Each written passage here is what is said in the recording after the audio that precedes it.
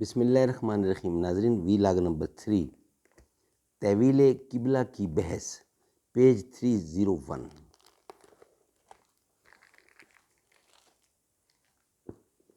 ناظرین، قرآن کریم کا ترجمہ، تشریح اور تفسیر آپ کی خدمت میں پیش کر رہے ہیں۔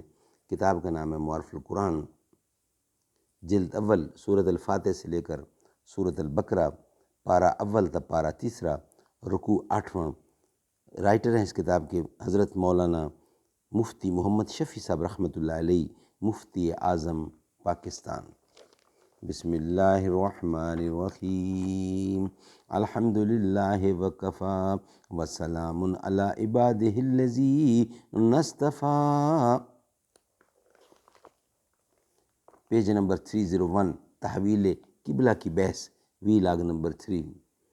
دعا تو دل سے مانگی جاتی ہے، زباں سے نہیں، قبول تو اس کی بھی ہوتی ہے جس کی زباں نہیں۔ آمنہ کے لال سے شمس و کرم، آمنہ کے لال سے شمس و قمر شرما گئے، آمنہ کے لال سے شمس و قمر شرما گئے۔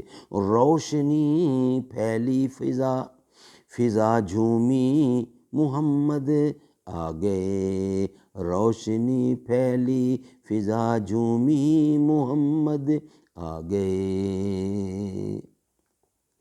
تحویل کعبہ کی بحث، دوسری آیت میں رسول اللہ صلی اللہ علیہ وسلم اور صحابہ کرام رضی اللہ عنہم کو تسلی دی گئی ہے کہ مشرکین مکہ نے اگرچہ آپ کو مکہ اور بیت اللہ سے ہجرت کرنے پر مجبور کر دیا اور مدینہ پہنچ کر ابتدائی زمانے میں 16-17 مہینے تک آپ کو بیت المقدس کی طرف منہ کر کے نماز پڑھنے کا حکم دیا گیا، لیکن اس میں آپ کا کوئی نقصان نہیں، نہ آپ کے لیے غمگین ہونے کی کوئی وجہ ہے، کیونکہ اللہ تعالیٰ کی ذات پاک کسی خاص سمت میں نہیں، وہ ہر جگہ ہے۔ اس کے لیے مشرق و مغرب یکساں ہیں۔ کعبہ کو قبلہ نماز بنائیں یا بیت المقدس کو، دونوں میں کوئی ذاتی خصوصیت نہیں، بلکہ امر الہی کی تعمیل ہی دونوں جگہ سبب فضیلت ہے۔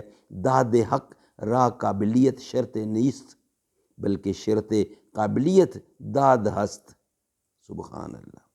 اس لیے جب کعبہ کی طرف رخ کرنے کا حکم تھا اس میں فضیلت تھی، اور جب بیت المقدس کا استقبال کرنے کا حکم ہو گیا تو اس میں فضیلت ہے۔ آپ دل گیر نہ ہوں، اللہ تعالیٰ کی توجہ دونوں حالتوں میں یکساں ہے، جبکہ بندہ اس کے حکم کی تعمیل کر رہا ہے۔ چند مہینوں کے لیے بیت المقدس کو قبلہ قرار دینے کا حکم دے کر عملاً اور آپ نے قولاً اس بات کو واضح کر دیا کہ کسی خاص مکان یا سمت کو قبلہ قرار دینا اس وجہ سے نہیں کہ معاذ اللہ خدا تعالیٰ اس مکان یا اس سمت میں ہے، دوسری جگہ میں نہیں ہے، بلکہ اللہ تعالیٰ ہر جگہ ہر سمت میں یکساں توجہ کے ساتھ موجود ہے۔ کسی خاص سمت کو قبلہ عام قرار دینا دوسری حکمتوں اور مصلحتوں پر مبنی ہے، کیونکہ جب اللہ تعالیٰ کی توجہ کسی خاص سمت یا جگہ کے ساتھ مقید نہیں تو اب عمل کی دو صورتیں ہو سکتی ہیں۔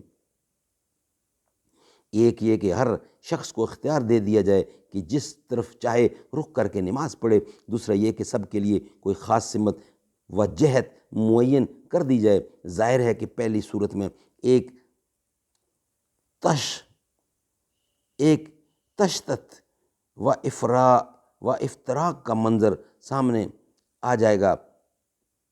آئے گا کہ 10 آدمی نماز پڑھ رہے ہیں اور ہر ایک کا رخ الگ الگ اور ہر ایک کا قبلہ جدا جدا ہے، اور دوسری صورت میں تنظیم و اتحاد کا عملی سبق ملتا ہے۔ ان حکمتوں کی بنا پر سارے عالم کا قبلہ ایک ہی چیز کو بنانا زیادہ مناسب ہے۔ اب وہ بیت المقدس ہو یا کعبہ، دونوں مقدس اور متبرک مقامات ہیں۔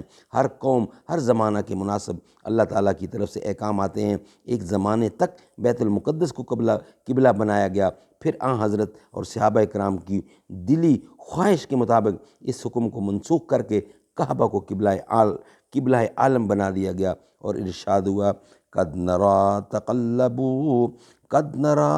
تقلب وجهك في السماء فلنولينك قبلة ترضاها فولی وجهك شطر المسجد الحرام وحیث ما کنتم فولوا وجوہکم شطراہ،